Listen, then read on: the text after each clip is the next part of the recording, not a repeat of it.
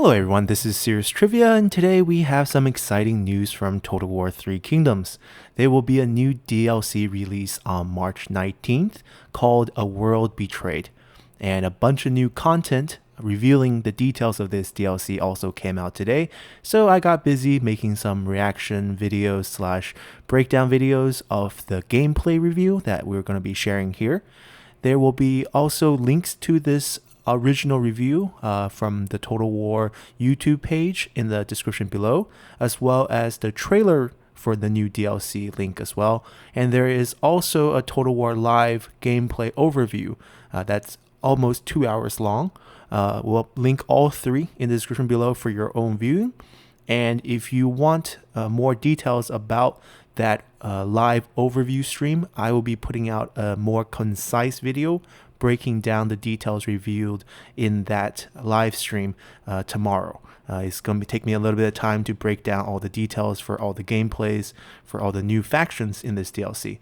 So look forward to that. This one here will just be a kind of reaction slash commentary about the gameplay review that was shown. It's about 7 minutes long for the actual trailer, but I'm going to be taking a little bit to pause in between to give a little bit more details to what's being shown and just my reaction to it. So hope you enjoy. Let's get started here. Welcome to the first look at A World Betrayed, the latest DLC for Total War 3 Kingdoms. You join me playing Sun Ce as we are about to lay siege to Luoyang, a town promised to me by Yuan Shu. Okay, so two things here. One, the commandery is called Lujiang, correct pronunciation. Two, there's going to be a couple times in this trailer video that you're going to see the wrong banners. So we're looking at Sun Ce. So his banners should be the Sun symbol with a yellow flag. Here we have Cao Cao's banner. I think this is just a pre-development mistake that was not flushed out for this trailer, but it doesn't hurt the overall effect. So let's keep going here.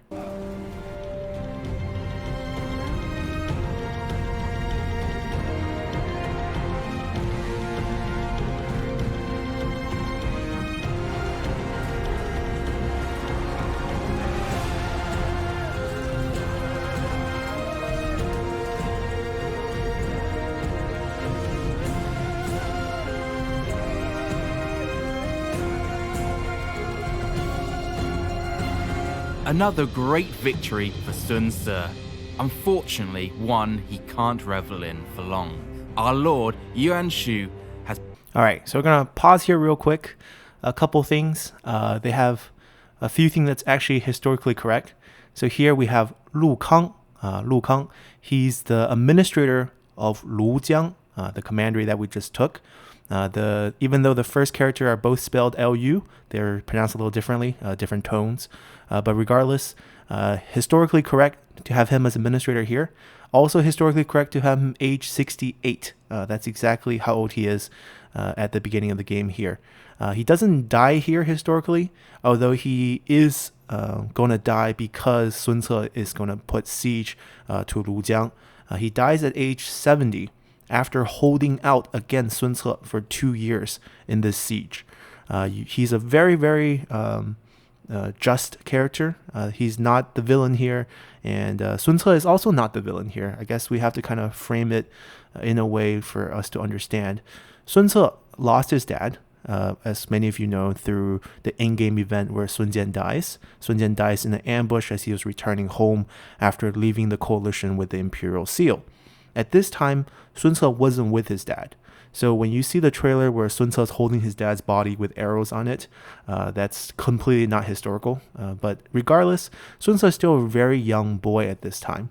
So having lost his father and not having any, land to his name, all Sun Ce could do is to throw his support and his men that were loyal to his father to work for Yuan Shu, who's one of these rising lords that is near to the south.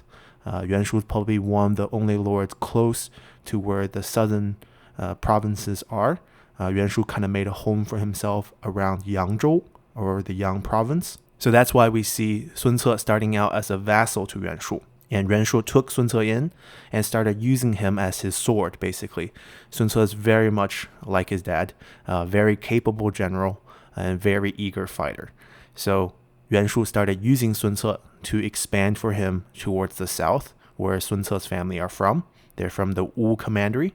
Wu Commandery is not in the game, but if it was, it would be in the salt mine of Jianye, off to the coast near the eastern seas.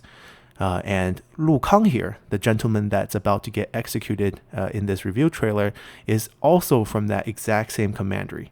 So in a sense, you guys are hometown clans. The Sun clan and the Lu clan are both very big clans in the south. And Lu Kang has always been this loyal general to the Han Empire. He's got many jobs before this, as you can see from his age. He was the administrator of Wuling to the south, and then he was summoned up to a position in the imperial palace, and then he was summoned up to a position in the imperial court in the capital, and then later on in this Lujiang region, which is bordering the Yangtze River, there was a really big bandit rebellion led by someone named Huang Rang. And that was numbering over 100,000 bandits, basically a rebellion in the Han faction.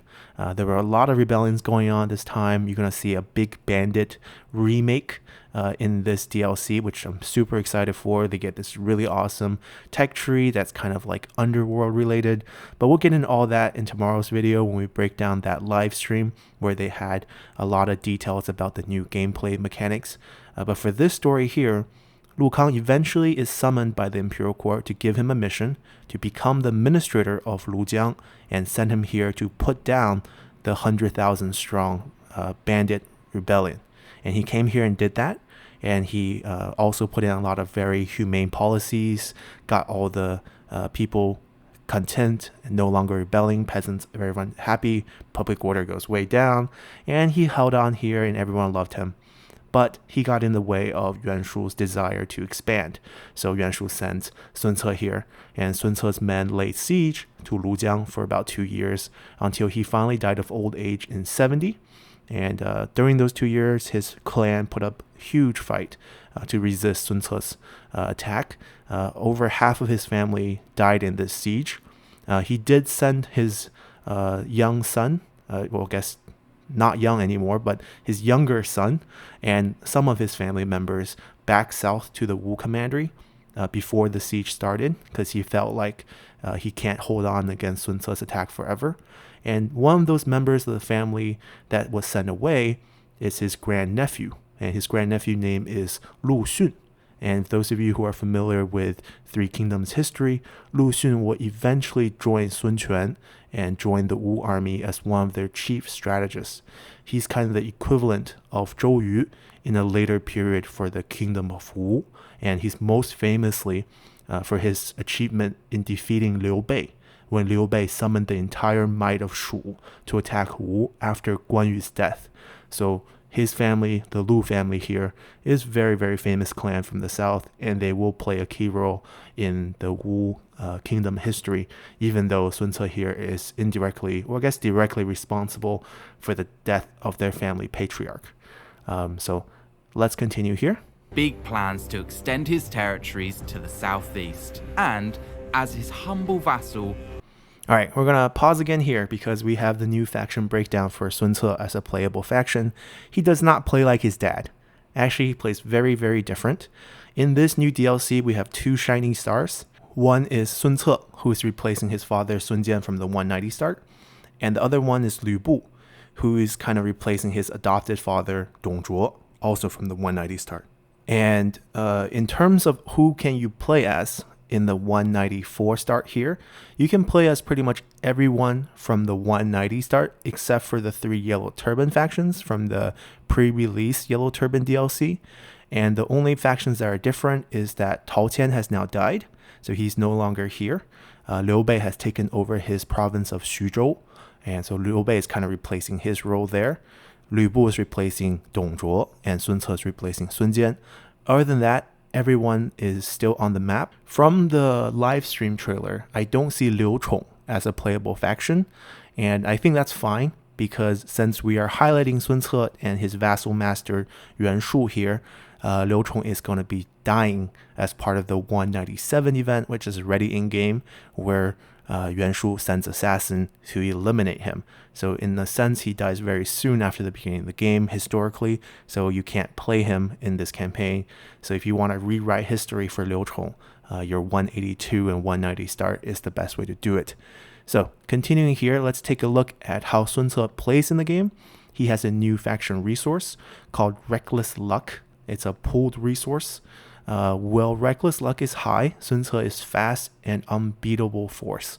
So you get a little bit of the bonuses from the old heroism, where you have some recruitment cost discount, but you also have this added new bonus that gives you extra campaign movement that goes up all the way to 40%, which is pretty amazing.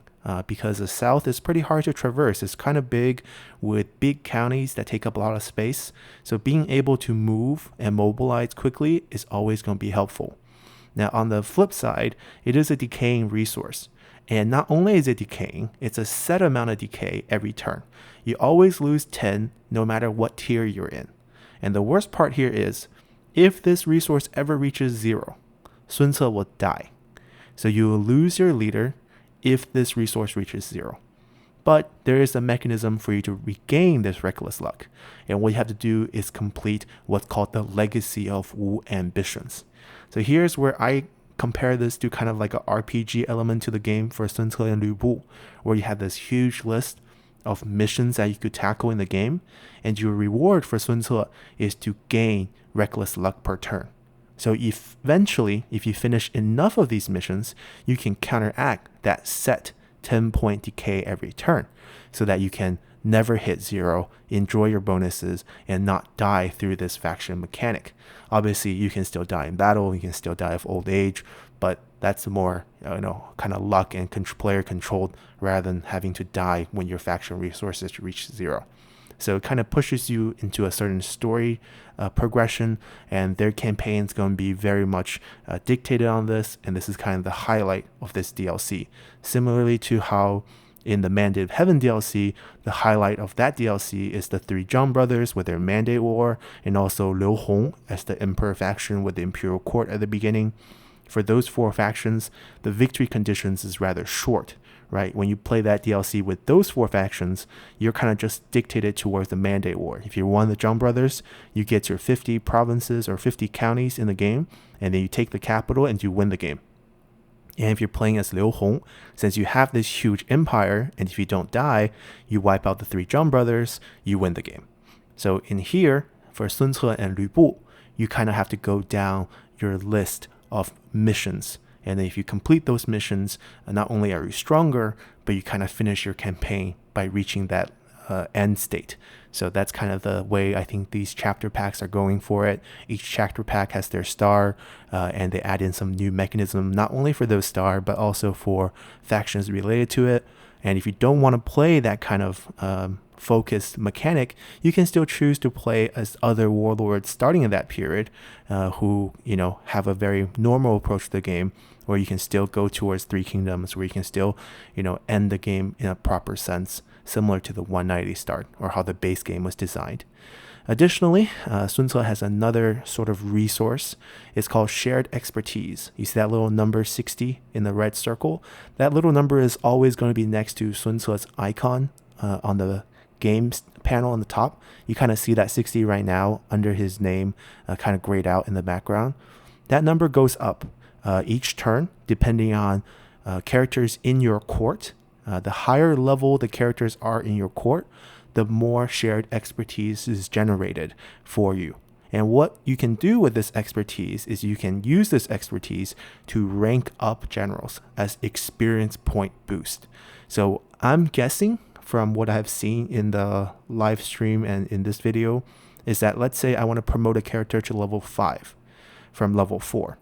I need to spend 50 shared expertise to do that. And if I have that resource, I can just go up to that character in the court screen, click shared expertise. That character automatically jumps a level by using this resource. So this is a very new way for you to increase your rank. And additionally, the higher rank your officer are in your court, the more shared expertise you gain. So it kind of loops around as you can get higher level characters more quickly and use them in your court to generate more shared expertise for your other generals. And speaking of ranking up and satisfaction of that sort, there's going to be a huge change to the game mechanics in this game where you no longer have the original ranks where you had to, pay X amount of gold to get the character plus 5 satisfaction, and then there's a temporary promoter bonus to keep them happy. They got rid of that because that was just not rewarding enough for the characters and it was not very interactive. You just had this button you pressed, you spend some gold, and they get a little bit happier. It doesn't actually solve much. The game's new approach to rank is that you can assign characters titles. You no longer pay for rank, you pay for titles. So it's kind of, drawing back to the way it was in the Three Kingdoms novel, and also kind of historically, you make people happy by giving them, a promotion, a proper promotion. You give them a special title. And the gameplay is more interactive because each title requires certain things for you to unlock them, to hand them out. And also when you hand them out, that character gains unique bonuses that can be added to your faction based on the title you give them. I'll be going over more of these titles in the gameplay mechanics review trailer that I'll break down tomorrow, since it wasn't shown in this review. And once we get our hand on the game, I'll eventually do a lore video covering what all these titles are during the Han Empire, similar to how we did an overview of the Imperial Court. So that's also something exciting to look forward to. Okay, and moving on, we have Legacy of Wu. So this is a list of missions for you to do. We're going to see that very soon in this review trailer. And lastly, we have Ministerial Positions here, and this is something unique to Sun Tzu's faction because he has the shared expertise. And the unique thing about this is you get extra positions in your court that grants different bonuses, and it's very different effect from the traditional Han Chinese positions. So different from the traditional court, and additionally, your faction rank no longer grants any bonuses to Sun Tzu's factions. So they took kind of the ranking up bonuses and gave it to different court positions to encourage you to add those court positions. And also once you have those court positions, you get more shared expertise. So all around, pretty good addition to make his faction feel a little different. So let's continue back into this trailer. We are to see his plans executed with swift precision. One of Sun Tzu's main mechanics is called Reckless Luck. As you can see, it gives him some strong buffs, plus 40% campaign movement, minus 15% upkeep, and more military supply. If you like playing fast and aggressive, this is definitely the character for you. But his luck has a downside. It will decrease by 10 every turn. But what happens when his luck reaches 0, I hear you ask? Well, his luck truly will run out, and he dies. To avoid this fate, Sun Tzu needs to perform certain Legacy of Wu missions, but we'll touch on that later. For now, Yuan Shu has ordered us to take the main city in the Xindu province, and we must do as our lord says. Unfortunate things happen to those who disobey his commands. I've swept south, taking the fish port and the lumber yard. The plus 40% movement range has really helped me. The White Tiger is in proximity of the town, but I don't think it'll matter. We can kill 2 birds with 1 stone. Take the city, kill the bandits. Let's jump into the battle. The Sun family has a proud history of powerful warriors, both male and female. The Handmaiden Guards are armed women who will give their lives to protect the Sun family. They have a passive buff called Guard that gives plus 30% damage resistance to nearby generals. If you like getting your general into the thick of the fight, these women will help keep him alive.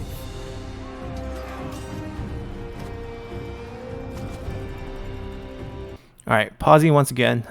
Banner's wrong once again. We have Cao Cao's banner on Sun Tzu's faction, but these new Handmaiden Guards are awesome. So these are melee cavalry units with swords, and they are kind of historically playing on the Romance of the Three Kingdoms novel, where it mentions that Sun Ren had these handmaidens who were all armed because Sun Ren grew up, in this military family. She also loved martial arts, and she trained all her handmaidens to, carry weapons and know how to fight. And the bonuses these units give is a passive buff called Guard, and all nearby allied generals will take 30% less damage. That's amazing, especially if you're playing on romance mode where you're trying to let your general shine a bit more. You can throw them around into combat much more frequently, charge alongside these handmaidens. Since they're melee cavalry, I assume they're going to have pretty good range block chance as well. And since they are a unique unit, I'm going to count on the fact that they might have pretty good charge bonus. And in the battle shown here, the opponent is someone named Yan Baihu. Yan Baihu is going to be a new bandit faction, and he's going to bring about a lot of bandit reforms to the game, which is awesome. And he's going to be a free LC, so you're going to be able to enjoy him whether you get this DLC or not. Now, obviously, if you get him as a free LC without buying the DLC, he will be only playable in the 190 start, but he will have a similar starting position in the south for that 190 start. And then if you get the DLC, you can play him both in the 190 and 194. And he's this character who is the leader of a bandit faction down south. They call him the White Tiger because his surname is Yan, that which is his surname, last name. And then his name itself is called Baihu, which literally translates to White Tiger. And since, our dad was called the Tiger of Jiangdong, or the Tiger of, east of the river, he's kind of a similar role here as the White Tiger. And he was the guy who was standing in the way of Sun Ce's expansion down south historically, and Sun Ce kills him. So he plays kind of the foil to Sun Ce's adventures here in the south. And if you end up playing as Yan Baihu, you have a very unique playstyle as well, as you try to confederate or make this huge coalition of bandits in the south. There's going to be multiple bandit factions in the south being added to the game. The entire southern portion of the map will be, flushed out and filled out by bandits, which is probably historically accurate in a sense, because everything south of the Yangtze River was historically considered this uncivilized land. Even if you go back to the Warring Kingdoms, where this area belonged to the kingdom of Chu, and for that kingdom, a lot of the other Eastern kingdoms thought Chu is a kingdom of, barbarians and uncultured people who are, less civilized. And that's what made them strong warriors in a sense. Chu is a very powerful kingdom. Those same Eastern kingdoms thought Qin, the Western power that eventually unites China, was also uncivilized. And you have these two very uncivilized kingdoms who are more on the frontiers of China, and they fight a lot. That's why they're very capable fighters. And that's why the warriors that Sun Jian brings to the coalition are such skilled fighters as well, because these are boys from Jiangdong who, fought bandits all the time. Some of the descriptions you read of these southern commanderies is that every household would have weapons, every household would have crossbows, because they had to deal with bandits all the time. So it's kind of like, the frontier feel. That's why these guys are much more capable warriors than the rest of China, which lived a more civilized life. So that's why you have the Xiliang cavalries from the west, and in the south you get all these mercenary units who are much stronger fighters in general. So let's continue.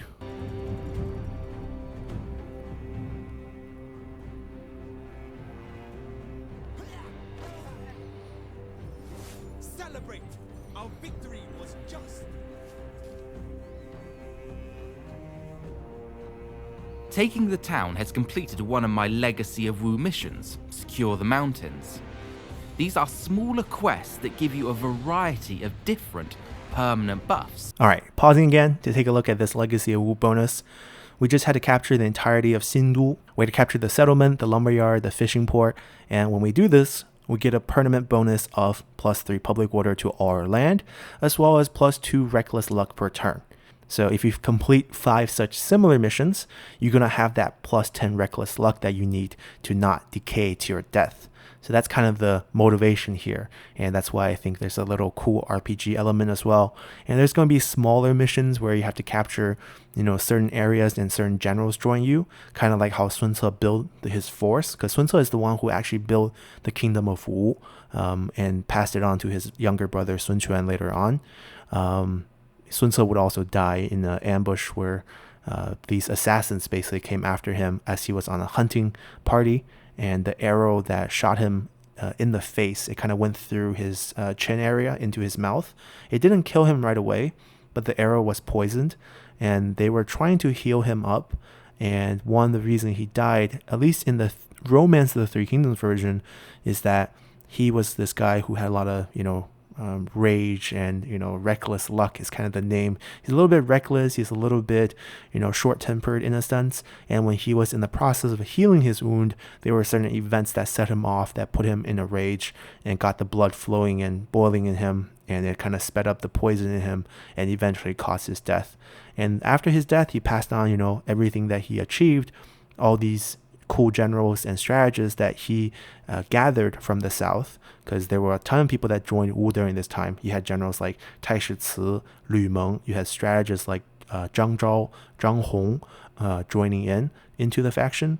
He passed everyone down to his younger brother Sun Quan because he didn't have any sons, and that's kind of how it works. If you have a son, it goes to your son. If you don't have a son, it goes to your younger brother. And Sun Quan kind of was the one who took his brother's legacy and flushed out the kingdom of Wu, but never did much more than that. I have my opinions about Sun Quan, but that's another story. So let's continue here. For this quest, I'll gain +3 public order faction-wide and +2 reckless luck. These quests can range from capturing an entire commandery, defeating a specific person, or win so many duels in battle. They give you short and long-term goals to go for during your conquest of China. You can quickly identify targets by the tiger symbol by the name of a general or settlement. The more of these quests you can complete, the longer you can hold off or entirely stop your luck from running out. We're jumping forward a little. My conquest of Southeast China has been going well. In doing so, I've completed another 2 Legacy of Wu missions, but trouble grows. Yuan Shu has grown more paranoid as the years pass. He's declared himself as emperor and sent assassins after Lu Chong. During your game, you will encounter different dilemmas, whether you will stay loyal to Yuan Shu or not. All right, pausing here for another second here. This is what 197 event, kind of what triggers, I guess in games, it triggers you leaving Yuan Shu. It's basically Yuan Shu sent assassins to kill Liu Chong. And we talked about a lot when we talked about Liu Chong's faction, so we're not really going to dive too much deeper into this. But basically, Yuan Shu sends assassins to kill Liu Chong and declares himself emperor. That's kind of the way this game kind of portrays that.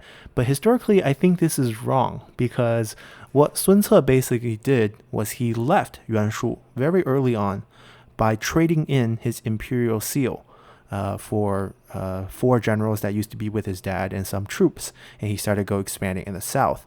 Yuan Shu kind of basically gave him his freedom at the price of gaining the imperial seal, which Yuan Shu needed because he wanted to become emperor. And the conflict with Yuan Shu and Liu Chong is something entirely different, because Yuan Shu, even though he had this ambition to become emperor, he sorely needed food. Yuan Shu is always, historically as a faction, lacked the food resources needed to expand. So he asked Liu Chong, who was in Chen, which is a big food deposit, for food. Liu Chong refused, so he sent assassins to kill him. And the same thing with Lu Kang. Why did Lu Kang get sieged by Sun Ce for 2 years? Because Lu Kang was asked by Yuan Shu for food, and Lu Kang refused as well, because Yuan Shu is this guy who's going out there telling everyone he wants to become, a new emperor and betray the Han Empire. So as, administrators of the Han Empire, you're not going to be talking to him about giving him food. So Sun Ce was sent to kill him. So Yuan Shu here, the conflict point between Yuan Shu and Sun Ce is a little bit different historically than the in-game event, but nonetheless, this is kind of what creates a break between you and your vassal master that allow you to push your story forward by yourself. And obviously, you can continue to support him here as well in game. It's a sandbox game, so everything happening after 194 start is up to you. I think now is the time we separate from his grasp and rebel against him. Completing missions has given me the opportunity to recruit some powerful characters, which have become loyal to me and joined my court. As you can see, I have a strong court made up of some famous All right, so we're pausing here again to take a look at Sun Ce's court. So as you can see, it has 5 additional slots compared to the normal Han Chinese court that they mentioned earlier in the game. And we can see Sun Quan as our heir, our little brother. And there's a couple new portraits here in the game. We have Chen Pu, who has always been in the game, and he had the title as Bandit Killer, which we now see why, because he's going to join in with Sun Ce down south and wipe out these bandit factions. And we have 2 new strategists. We have Zhang Zhao and Zhang Hong. Collectively, they were known as the Er Zhang, or the 2 Zhang. And they were very, very talented strategists that kind of were from big clans in the south. Different clans. They're not related. They're not brothers, even though they have the same last name. Zhang's a very common last name. And Sun Ce, Sun Quan, and the rest of the faction, we've seen most of the portraits. Mom didn't get a portrait, but that's okay. And you can see that they unlock these new court positions with different bonuses. Zhou Yu's here is highlighted. It enables faction-wide discipline on the troops so they don't rout as much. And you get starting rank for all recruits. Right now it says +0. So I wonder, is it because Zhou Yu's rank is low? Because the effects of the position depends on the rank of the officers, as it says here. So at rank 4, and the tiers are, I think, 3, 5, 7, and 10. So the higher level characters you put into these positions, the more bonuses you get out of them. And that's why you have this shared expertise as well. So everything kind of connects for Sun Ce's faction. So let's continue here. And formidable names. All right, pausing again real quick because this bonus is amazing. Administrator provided 1. So we see Zhang Hong's level here is 3. So he's at tier 1 of the bonus, right? So if we know it's 3, 5, 7, and 10. Oh, it says 8. Are applied at rank 5 and 8. Okay, so 3, 5, 8. I correct myself. I remember reading 3, 5, 7, 10. I guess that's only for shared expertise. So those 4 ranks are for how many points of shared expertise they provide. But I guess the bonuses are for 3, 5, 8, which is fine. So 3, 5, 8. So at least this position here, Director of Records, can provide you 3 extra administrators. That's huge. That's going to really push the economy forward. So I'm looking forward to checking out what all these 5 new bonuses are, assuming the 5 on the top stay about the same from their base game. So let's hop back into here. Unique to Sun Ce is the ability to share out expertise to all of his generals or any in his court. Collected expertise is something you gain over time, and you can see it here. I'm going to level up Zhao Yu. A little extra range damage will come in handy. The higher the combined rank of all the characters in your court and their levels, the faster the expertise will generate. Okay, his name is Zhou Yu, but that's fine. And he spent 50 points to rank him up from 4 to 5. So my guess is not always going to be 50, or else it's going to be too simple. So my guess is going to be, 10 times whatever level you're trying to hit. So assuming he needs 60 points now to go to rank 6. But anyways, it's a cool mechanic. And we can also notice here, under his title, so his name is Zhou Yu, and under his title, that's his background, is called Melodic Strategist, because he has a musical talent. There's a little seal. That's the new rank title mechanism that I was talking about earlier. So it used to be on the general line. You had the general salary, he's on the field, how much his retinue costs, and then his fondness and grudges. And then after that, it used to be a title line right there. But now that's gone. That's shifted to under the background, where you can give generals unique titles. Like I think they're going to show later on, not in this review trailer, but in the gameplay trailer, you can give them like Master of Writing or some sort of cool, catchy title like that for different positions. And you gain additional bonuses to your whole faction by giving them those positions. And that's what's also going to keep them happy. It will still cost money to get them these titles, but it's a cool new way to do it. The old way of just paying money for, set rank up is, it's gone now. So that's very, very nice. It looks like Yuan Shu has grown tired of my little rebellion and has come to squash it himself. I'm feeling pretty lucky about my odds, so bring on the battle. All right, before we jump into this fight, a few units for you guys to take a notice here. First of all, Yuan Shu finally gets his first unique general other than himself. It's that Vanguard character right there. His name is Ji Ling, and he's a pretty decent general historically. Minor character in a sense, but definitely important for someone like Yuan Shu who doesn't actually survive very long in the grand scheme of the Three Kingdoms period.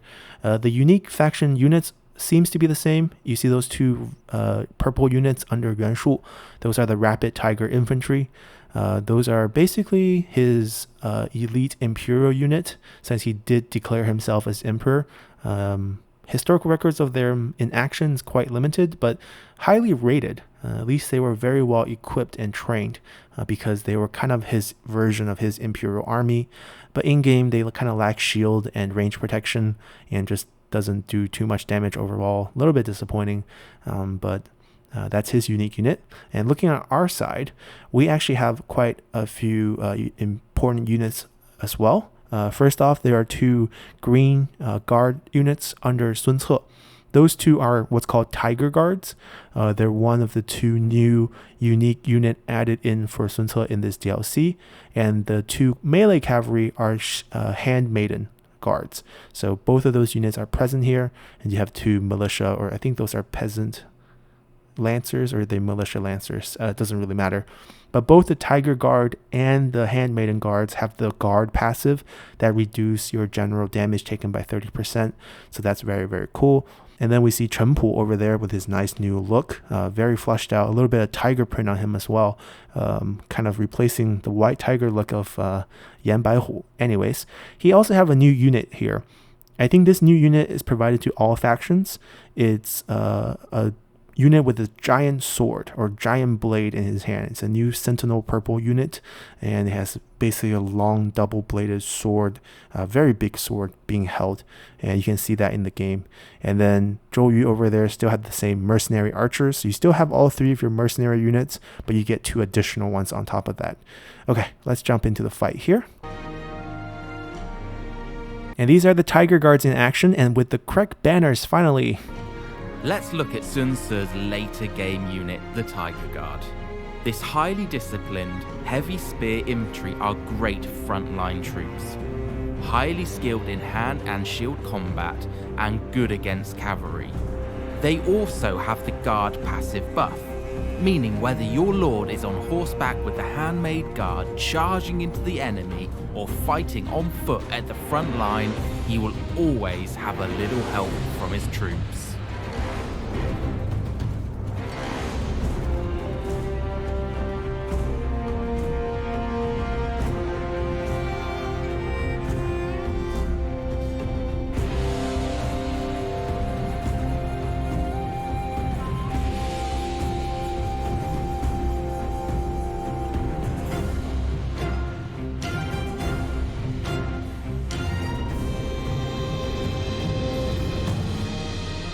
A hard-won victory.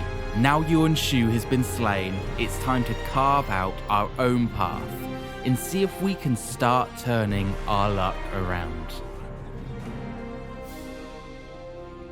Always being on a timer adds a sense I can't believe they also executed Jilin. You could have recruited him. His luck constantly ticking down means you can't stay still for long. Add to that the choice to either stay loyal or rebel against Yuan Shu will completely change the course of your campaign. Alright, this is a trailer moment. A good pause here. This is Lü Bu killing Dong Zhuo. This is all in that trailer video that come out for the game. The scene in the book description is not quite like this. Dong Zhuo isn't surrounded by all these strategists, but it's a similar idea. I think this DLC, A World Betrayed, the way they explain the name is kind of borrowing a line from Cao Cao's saying that I'd rather betray the world than, have the world betray me. And the trailer also uses Cao Cao's poem, 短歌行, as a little bit of the lyric in the end, if you listen to it. There's 对酒当歌, and anyways, and it's kind of like this father-son relationship. A lot of dad died between 190 and 194. Dong Zhuo as the adopted father, Lü Bu gets killed. Sun Jian as the dad of Sun Ce gets killed. Cao Cao's dad get killed by Tao Qian as well. So Cao Cao has a chance to rise in a sense, use that as an excuse to start expanding. Tao Tian also dies of old age, handing down his entire faction and the province of Xu to Liu Bei, who's not his son, but it's kind of like, a son figure. There were many of those in his court who thought his own two sons are not going to be able to withstand Cao Cao, so it's better to hand the entire faction over to Liu Bei. So you had a lot of dads that died, and then you have all these sons taking over. So that's kind of a very interesting look here, and we're going to see many of those sons featured in the trailer. If you haven't already, check out the announcement trailer on our YouTube channel and subscribe for all the updates. And finally, Diao Chan and Lu Bu is going to start out together in the game. It's very hard to get Diao Chan in many of the playthroughs, so now you can finally use her, and she looks amazing. Today's news.